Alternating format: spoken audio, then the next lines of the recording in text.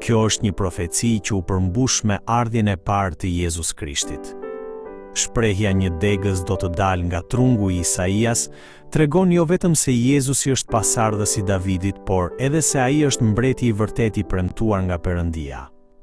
Prandaj, ky pasazh thekson se mbi Jezusin prehet fryma e Zotit, fryma e urtësisë dhe e zgjuarësisë, fryma e këshillës dhe e fuqisë, fryma e njohjes dhe e frikës së Zotit.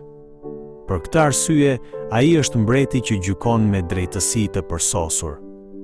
Jezusi sundon me një urtësi dhe autoritet të përsosur, të cilat asnjë njeri nuk mund t'i zotërojë.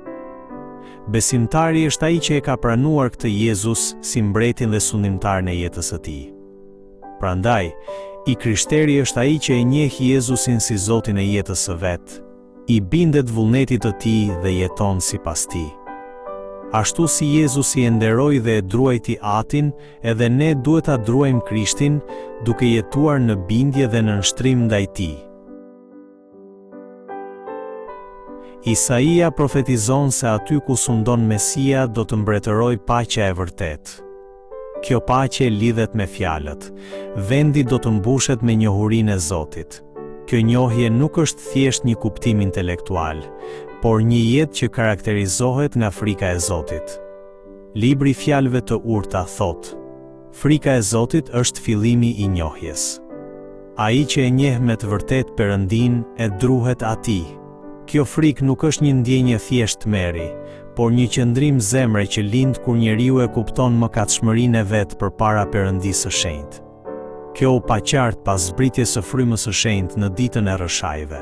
Kur njerëzit dëgjuan predikimin e apostullit Pjetër, ata u prekën thellë në zemër dhe pyetën: "Çfarë duhet të bëjmë?"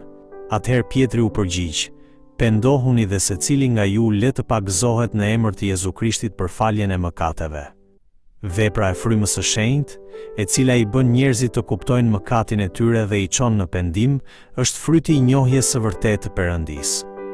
Prandaj, vetëm nëpërmjet Jezu Krishtit ne shpallemi të drejtë dhe gëzojmë paqe me Perëndin.